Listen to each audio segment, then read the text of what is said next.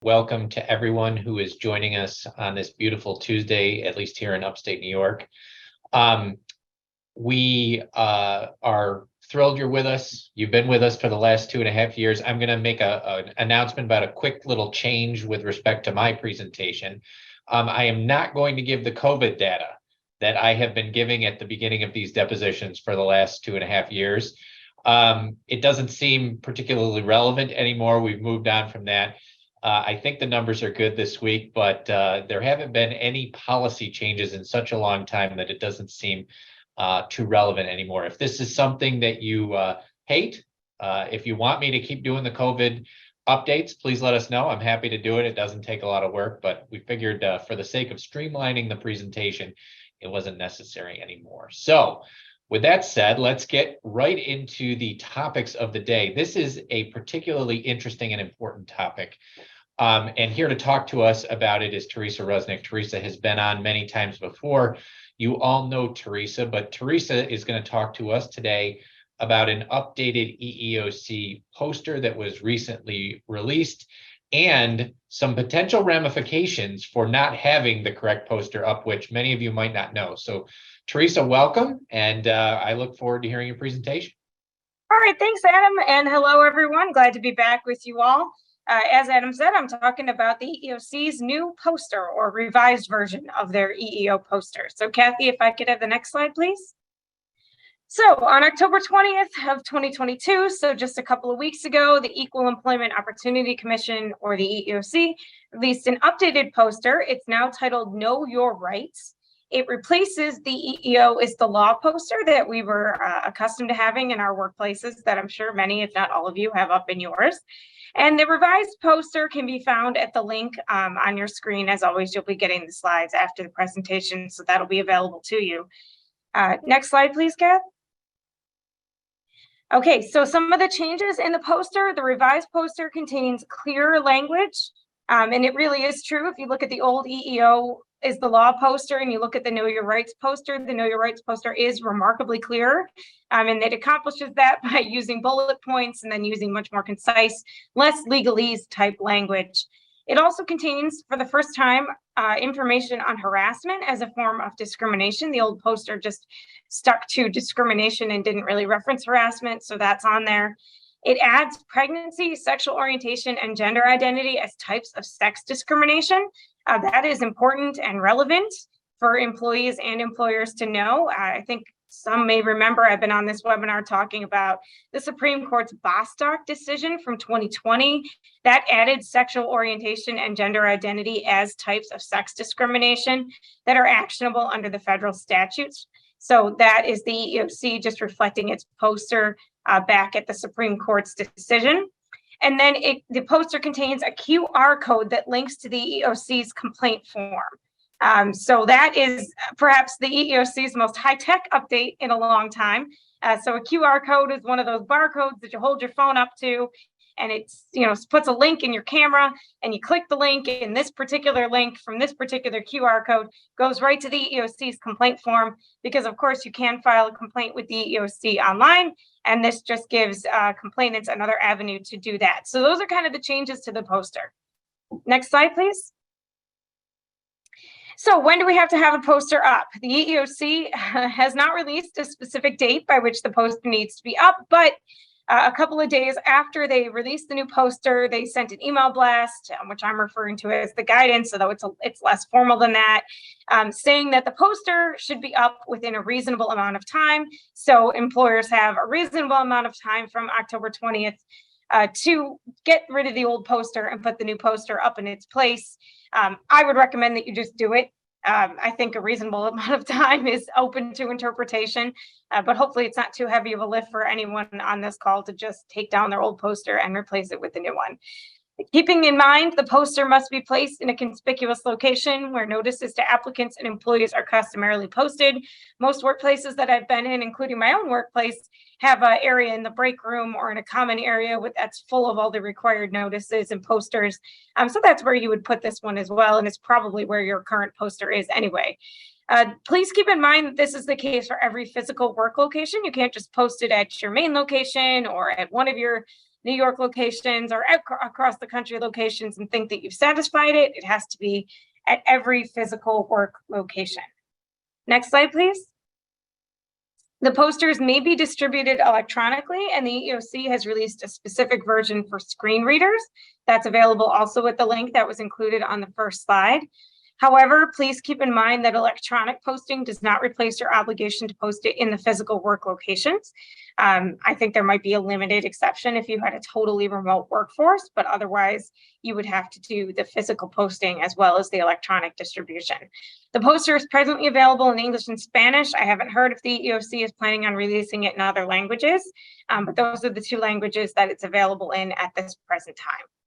Next slide. Penalties, as Adam mentioned, because this is an EEOC requirement, you can get penalized for not having the poster up. It's a very specific fine from the EEOC that is for failure to post. So penalties can include a $612 fine for failure to have the poster up, and that would be the case if you had the old poster up and not the revised one that the EEOC is saying that you now must put up. That applies per non-compliant location. So, you know, it's not going to be like a flat $612 fine if you don't have the correct poster up in any of your 7 New York locations or whatever it might be.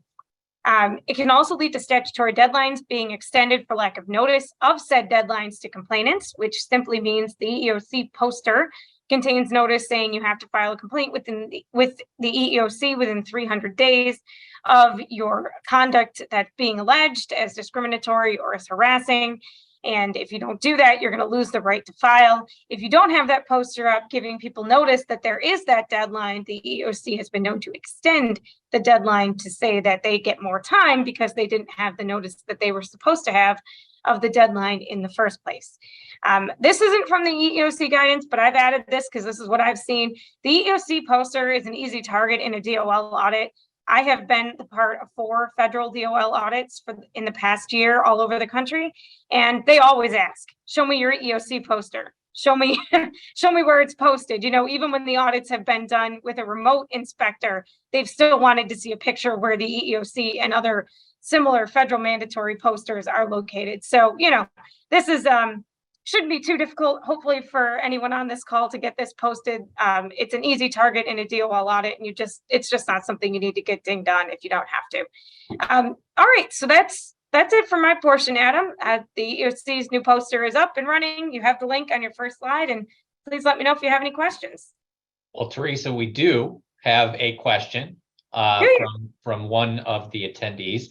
And the question essentially is, if there are portions of the poster that don't necessarily apply to my business, can I modify the poster, or should I just post the template that's provided by the EEOC? Post the template that's provided by the EEOC. Please don't modify the poster. There's no need to modify the poster. I can understand why you might want to, and I can even understand why you might think that it's a good idea, because sometimes we do take model policies, like the New York State sexual harassment policy comes to mind, and we tweak it a little bit because, you know, what they said isn't exactly what the law says that you have to have, and other reasons. I don't think that's the case for the EEOC poster. I recommend that you just post it as is.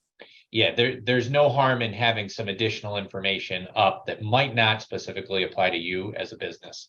Absolutely. It's not like if you have the poster up and the information is there, all of a sudden you're going to be grandfathered in or shoved into a statutory scheme that doesn't otherwise fit you. That's not going to be the case. It just simply won't apply. Yep. And I'll echo a couple of things that Teresa said. I recently, within the last month, just completed a DOL audit for a client. And one of the first questions that was asked was, can you show us where your posters are? So that's certainly going to come up. The other thing on extending statutory limitations periods, that's an important point. Because if you have an employee who files a claim with the EEOC, discrimination charge saying that you discriminated against them based upon a protected characteristic, and let's say it happened 2 years ago, if you don't have that correct poster up, the EEOC could take the position that it's a timely complaint, even though it would otherwise be untimely, and you could get it dismissed quickly. So that is a potentially significant consequence that Teresa pointed out that I wanted to highlight as well. So Teresa, thank you so much. Thanks everybody for your questions. All right, we are going to move on Our next topic deals with the recently enacted Adult Survivors Act. Rick, here to present on this is Rick Weber. Rick has been on before to talk about the Child Victims Act. And this is the subsequently enacted Adult Survivors Act, deals with similar things, but they're different. And Rick is gonna tell us about that. So Rick, welcome. Hi, how is everyone doing? Can you all hear me? Adam, you hear me? Great, excellent. So what we're talking about here today is the Adult Survivors Act. If you had been present for some of my earlier briefings on the Child Victims Act, you'll see a lot of similar themes here. The Adult Survivors Act came about under the same motivation to offer a window for victims of certain abuse to recover quote unquote justice, not through a criminal process, but through modifying the statute of limitations, allowing legal action against those who committed abusive acts, the actual abusers, as well as individuals or entities that may have somehow had some kind of responsibility for the act, be it creating the setting in which the act occurred, employing the individual who committed the act, failing to train the individual, all those kinds of things. So Kathy, next slide, please. So the Adult Survivors Act was enacted May 24th of 2022, and under its provisions, it indicated that a one-year window for revival of otherwise time-barred sexual abuse claims would open 6 months after enactment. Now, I'm very confident that nobody was thinking that 6 months after May 24th would in fact be Thanksgiving in 2022, but that's exactly what happened. The one-year window opens on Thanksgiving, and it runs for 1 year. So it runs until November 23rd of 2023. And during that time, individual lawsuits are able to be brought on behalf of those who claim to have suffered some type of abuse while they were over age 18. By frame of reference, the Child Victims Act generated nearly 11,000 lawsuits throughout the state during a 2-year window for reviving these claims.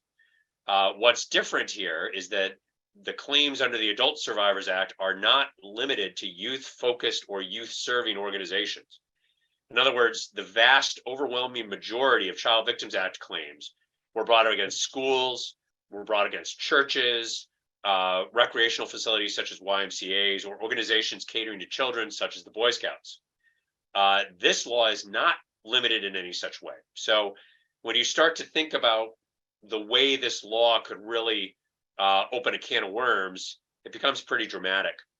What's worth talking about up front is that the new law is not a criminal statute. This is not a revival to allow district attorneys to prosecute criminal charges against those who have allegedly committed sexual abuse offenses. This is a window for monetary compensation, which means a party that is alleging abuse at some point in the past is going to now have an opportunity to sue, again, the individual abuser, but also anybody else who may have been involved somehow in the abuse incident. Next slide, please. Right. So when you think about abuse, that is almost by definition an intentional event, right? Somebody intentionally reached out and caused some kind of intentional conduct with another that harmed them in some way.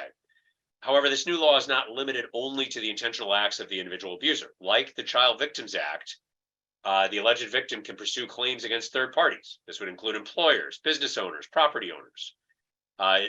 It can involve lawsuits on theories such as negligent hiring, negligent training, negligent supervision of an individual, or negligent retention.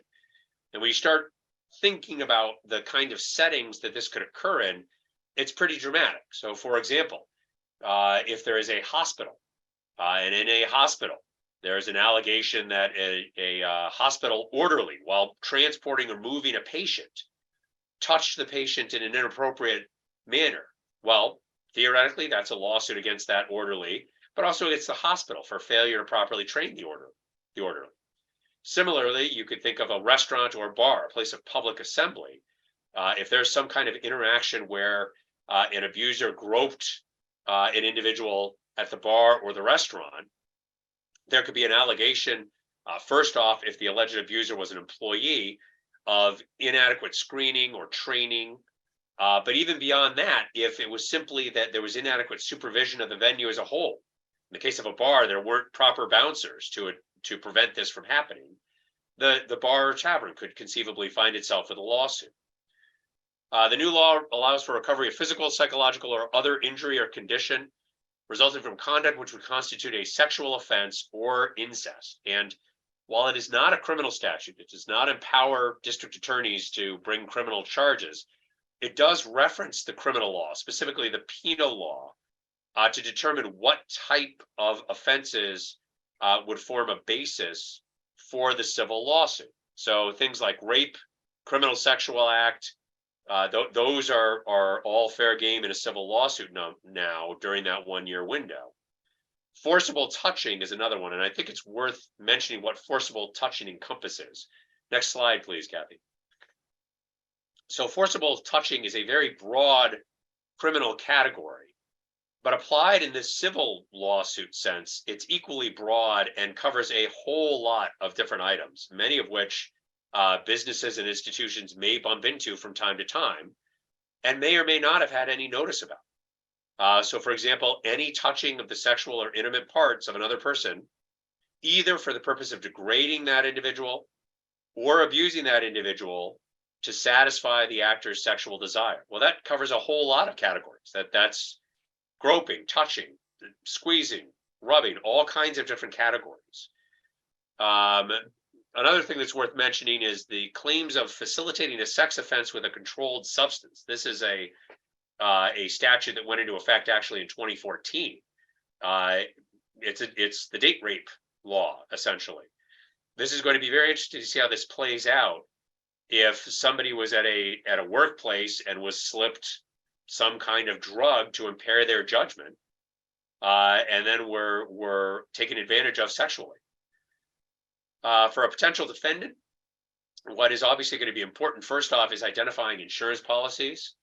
We found this is a large problem in the case of Child Victims Act claims. Oftentimes you had institutions who can demonstrate that they've always had insurance, but they can't demonstrate who the insurance carrier might have been. So the sooner you're able to identify the provider of old insurance policies, the better, because those may indeed come into effect. Similarly, identifying any policies and procedures that were in effect in the past regarding training, especially sexual harassment training, and awareness is also going to be important. What we find in these cases with the Child Victims Act is that the standards that employers held themselves to were very different 30 years ago compared to today. And a large part of that is simply because we didn't know as much as we know now. And we weren't as savvy about training and supervising as we are now. So identifying these things early will be important. One thing I will point out that's a bit different from what we see in the Child Victims Act cases is that when you're dealing with individuals who are over age 18, you suddenly get into a whole realm of consent, either actual or implied, that you did not have in the case of Child Victims Act cases. Because of the age of the victims who revived claims under the Child Victims Act, there's no question of consenting to certain conduct or not. They simply at law could not consent to the conduct that they engaged in or the abusive conduct that was visited on them. However, in the context of the Adult Survivors Act, there may be claims that arise where there was a consensual relationship of some kind. One party stepped over the line, or there was a bad breakup, or there was something like that. And now all of a sudden in the wake of that, be it a miscommunication or a falling out, there's an Adult Survivors Act claim that may have been revived that no one at the time would have had any reason to believe would arise, and now suddenly may be able to arise. So I do envision there'll be questions of consent when it comes to this kind of thing as well. Thank you, Rick. This is a good update for those of you who may be seeing these types of claims. I know they came in bunches with the Child Victims Act, and we anticipate the same thing with the Adult Survivors Act. So if you have any questions, feel free to reach out to Rick or anyone, any bond attorney with whom you usually work to get help. Okay, next up, we have Lisa Feldman. Lisa has been on many times on our webinar. She's also published quite a bit of content on Bond's Labor and Employment blog relating to all sorts of topics. Today, she is here to talk to us about a recent memo from the NLRB General Counsel regarding electronic monitoring and Section 7 rights. So Lisa, welcome. Thank you, Adam. Good afternoon, everyone. So as Adam said, I'm presenting today on the NLRB General Counsel's new memo that was issued last week. Next slide, please. So on October 31st, the General Counsel issued a memo regarding some potential Section 7 violations that could occur through electronic monitoring software and related technology by significantly impairing or negating employees' ability to engage in protected activity and keep that activity confidential from their employer. The GC also announced intent to urge the board to zealously enforce existing board precedent in this context and caution that employers' right to use new technology is not unlimited. Next slide, please. So the biggest takeaway from this memo is that the General Counsel proposed a new framework for appropriate cases where she plans to urge the board to find a presumptive 8A1 violation where the employer's surveillance and management practices, viewed as a whole, would tend to interfere with or prevent a reasonable employee from engaging in activity protected by the Act.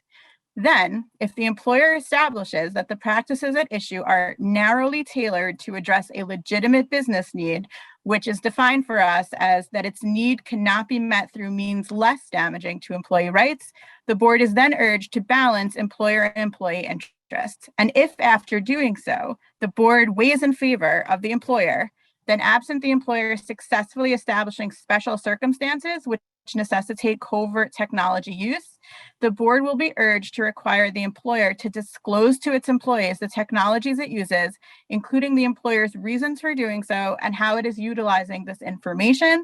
And the General Counsel also pointed out that this new framework is consistent with the board's analysis of facially neutral work rules cases. Next slide, please. So the memo goes into many examples of NLRA violations, how technology currently in use might be unlawful, how new technology could potentially be unlawful. In the interest of time, I've just grabbed a few to highlight for you. So Section 8A1 could be violated if the employer institutes new monitoring technologies in response to activity protected by Section 7, utilizes technologies already in place for the purpose of discovering that activity, including reviewing security camera footage or employees' social media accounts, or creates the impression that it is doing such things. And again, in the memo, it was stated that certain conduct can be unlawful, even if it merely creates an impression of surveillance. An employer surveillance of Section 7 activity is unlawful, whether overt or covert. Next slide, please. Some further examples, Section 8A3 could be violated if employers and third-party software providers rely on artificial intelligence to screen job applicants or issue discipline if the underlying algorithm is making decisions based on employees' protected activity, or by discriminatorily applying production quotas or efficiency standards to rid themselves of union supporters. And Section 8A5 could be violated if, where employees have union representation, if employers fail to provide information about and bargain over the implementation of tracking technologies and their use of the data they accumulate. Next slide, please. In addition, the General Counsel's memo put forth new language for settlement agreements for cases that do not proceed to a board decision. The memo suggests that regions should include this specific language in appropriate cases, which essentially states that the charged party or the employer will have to disclose to the U.S. Department of Labor the money that they spent for the technology that's in question. Next slide, please. Also, continuing a recent trend, the General Counsel announced intent to take an interagency approach to this, along with the Federal Trade Commission, Consumer Financial Protection Bureau, Department of Justice, Equal Employment Opportunity Commission, and the Department of Labor. Next slide, please.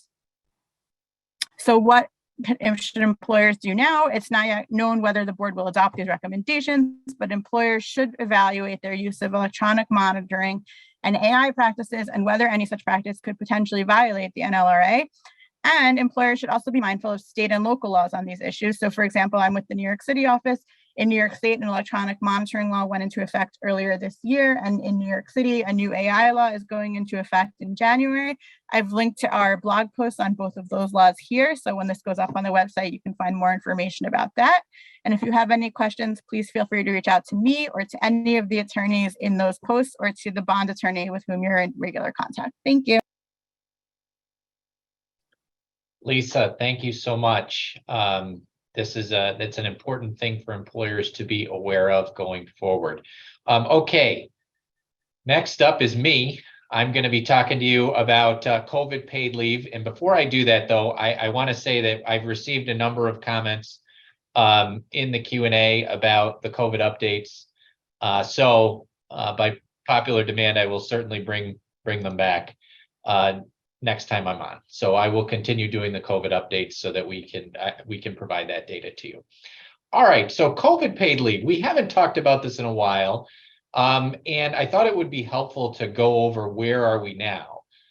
We talked about this quite a bit when the law first went into effect, and then the changes in guidance along the way, but things have been kind of stale in the COVID paid leave arena. So I felt that it would be helpful to kind of review where we are and where we are, or where we came from and where we are now. So let's start off, next slide, please, with what is COVID paid leave generally, so we can develop a base, and then we'll go into the specific questions that remain.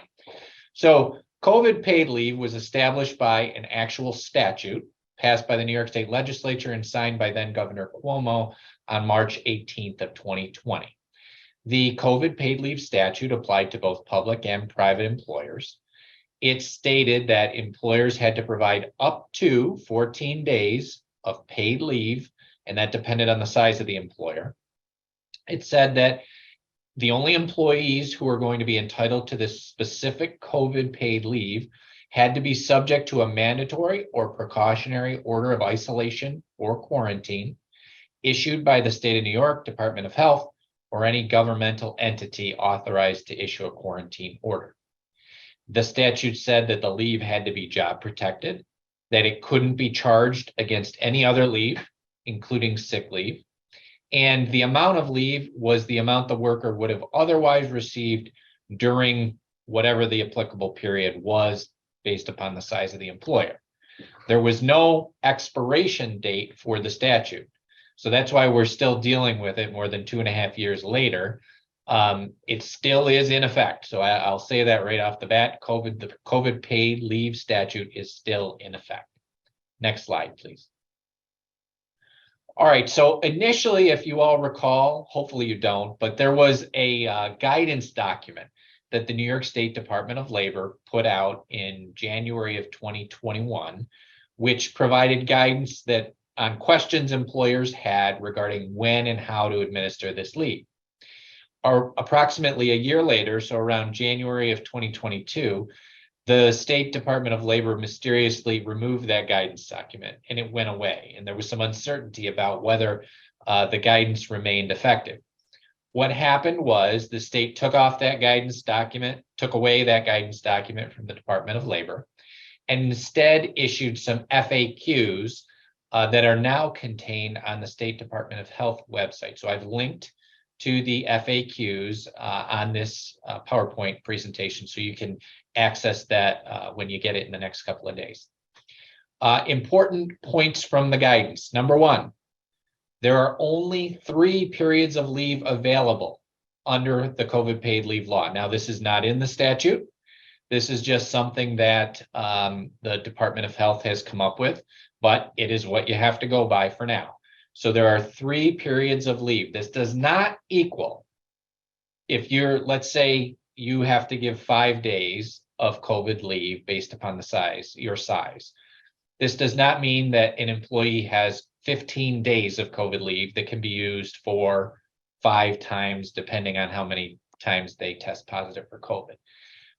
There are 3 periods. The way I like to think of it is there are 3 periods of COVID leave available. So if an employee tests positive for COVID, only uses 2 days one time, that's still 1 period checked off, and they only have 2 remaining. So it's important, that's an important thing I wanted to point out. 3 periods of COVID leave available under the law. the next thing that the guidance clarifies, it says that the second and third periods of leave must be based on a positive test, and here's the important language, and I quoted it. It says, quote, "And the employee must submit documentation from a licensed medical provider or testing facility attesting that the employee has tested positive." The important point here is the guidance does not allow at-home tests. The guidance says that an employee has to provide proof, medical documentation from a licensed medical provider or testing facility on the second and third COVID periods. So I know a lot of you have accepted at-home tests, and that's fine. But the language of the guidance says that employees have to provide that proof. Next slide, please. The other thing that I want to point out from the guidance is that it is this paragraph, and it was present in the earlier guidance from the DOL that was removed, and it resurfaced again in the Department of Health guidance. I have the full quote here, but I'm going to paraphrase it for you. Essentially, if you as an employer mandate that your employee be sent home from work due to an exposure or potential exposure to COVID, regardless of whether the exposure was in the workplace, you have to continue to pay the employee their regular rate of pay until you allow the employee to come back. Now, this is not in the statute.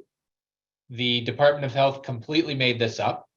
It is well beyond the bounds of the statute, but this is the guidance that they've provided.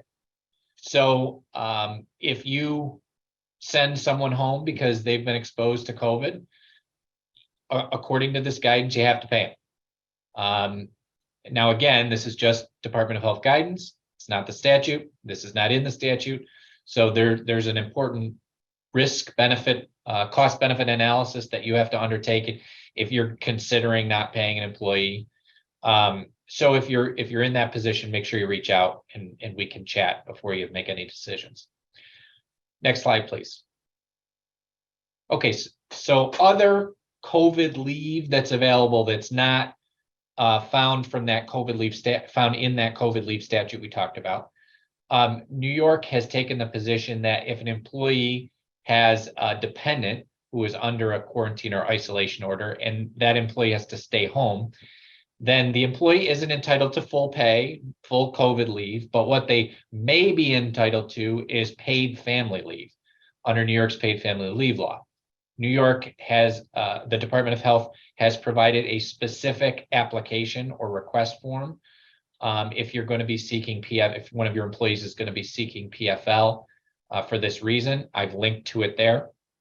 So that's another option or potential source of COVID paid leave. Similarly, disability may come into play if you have employees who can have long COVID continuing symptoms. So New York disability is an option as well. Next slide, please. Okay, so let's talk about some FAQs, some questions that have come up as it relates to COVID paid leave. So first of all, do I have to pay COVID leave for someone who is exposed to COVID-19? In the beginning of the pandemic and for most of the pandemic, if an employee or any individual had close contact with someone who was positive, then they'd be required to quarantine. If you recall, there's a distinction between quarantine and isolation. Quarantine is what you have to do when you're exposed. Isolation is what you have to do when you test positive. So for many, many months, years in fact, someone who was exposed or had close contact had to quarantine. That is no longer the case, at least in New York. New York now follows the CDC rules for exposure, and the CDC doesn't require a quarantine following an exposure anymore. So if an employee has exposure and they don't have symptoms, they don't have to stay home anymore. So they wouldn't be entitled to COVID leave in that situation. So that's something to take into consideration. Next slide, please. Okay, this was a very popular question early on. Do I have to accept at-home positive tests to provide COVID leave? According to the FAQs that are on the Department of Health website, no. For the second and third periods of leave, the employee is, if they want that COVID leave, they're required to provide a positive test from a licensed healthcare provider. The risks associated with at-home tests were obvious. I mean, there's a significant risk of falsification. At times, there was a difficulty in obtaining PCR or rapid tests, so it was difficult for employees to provide that documentation. We're not really living in that world anymore, and those tests are much more readily available. So there were these possible approaches that we went through with you, including accepting at-home tests with nothing more, accepting at-home tests with additional proof, conditionally accepting an at-home test, but only providing the COVID leave once you receive a verified test from a medical provider. All of these approaches are still probably okay, but it's important to point out that the guidance for the second and third periods does state that to be entitled to the leave, the employee has to provide a test from a licensed medical provider. If you still have questions about this and when COVID leave is appropriate, please feel free to reach out on an individual basis so that we can address your specific circumstances. Next slide, please. Next FAQ, if an employee who tests positive remains symptomatic after 5 days, do I have to continue to pay New York COVID leave? So recall that the CDC guidance, which is now applicable in New York, says after 5 days, an individual's isolation can be discontinued, either if they are asymptomatic or if their symptoms are improving. So what to do if an employee continues to remain symptomatic, symptoms aren't improving past that 5 days? Well, first of all, it's going to depend on your size. So if you are only obligated to provide 5 days of COVID leave, well, then the 5 days of COVID leave would be it. If I think there's some additional analysis, if that employee has not used all 3 of their periods, then you'd potentially go into a second and third period. If you are an employer large enough to be required to offer up to 14 days, then you would continue providing the paid leave during that first period until when they were able to come back. So again, the answer to this question is going to require some individualized analysis. And if you have any questions about how to do that analysis, please feel free to reach out. Employees whose symptoms are not resolving according to the CDC guidance must continue isolation. Next slide, please. Do I have to pay COVID leave if an employee is positive but is able to work from home? So the answer is no. The FAQs address this directly. If you have someone who's positive, COVID positive, but they can work remotely, they're able to work remotely, they're not too sick, then you don't have to provide the COVID leave. They can continue to work. Next slide. Okay, I think this is the last one. Do I have to pay COVID leave for an employee who tests positive but who voluntarily chose not to be vaccinated? So the answer is there is no exception in the statute or FAQs for unvaccinated employees. So, this may seem like a benefit to people who are unvaccinated, but the statute and the guidance do not distinguish between vaccinated and unvaccinated employees. Next slide. I think that's it.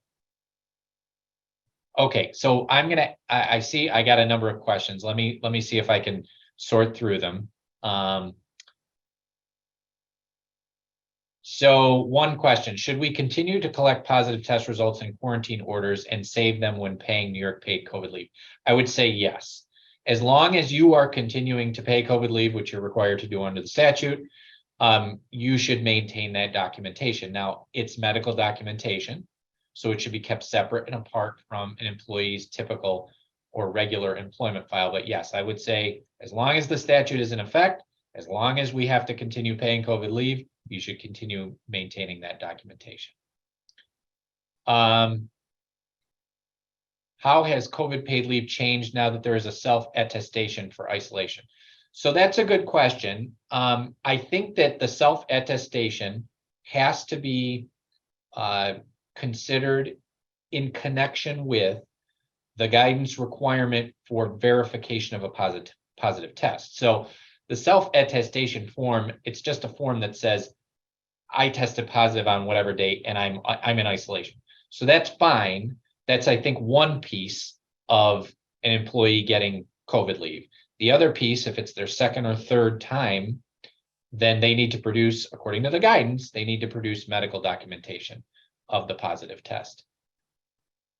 What size company is exempt from paid the COVID leave? No one is exempt, but there are limitations or differences in what leave, whether it's paid or unpaid, you have to provide, and the amount of leave you have to provide based upon the size of the employer. That's all on the state's website. The Department of Health COVID website has that. Next question is the 3 periods of leave. Is it 3 forever or 3 per year? The way that it's written is 3 forever. It's not 3 per year. You could have had somebody who had COVID in 2020, 2021, and 2022. If they've used all 3, that's it. They don't get any more, according to the way the guidance is written. Sorry, I'm just going through. There are quite a few questions here. So what about an extension to an employee's isolation? So for example, if they have to remain isolated for more than 5 days. So that's what we talked about earlier with, well, first you determine what leave you have to provide based upon your size. And then you figure out if it's got to be, you go into a second period, or if it still all remains within the first period. So that's an individualized assessment that you're going to have to perform. If an employee, is it mandatory to have a positive test from a health provider? Can we accept at-home tests? So you can accept at-home tests. I don't think there's anything prohibiting you from doing that. The guidance, however, says that for the second and third positive tests, the employee has to provide proof from a medical provider. Okay.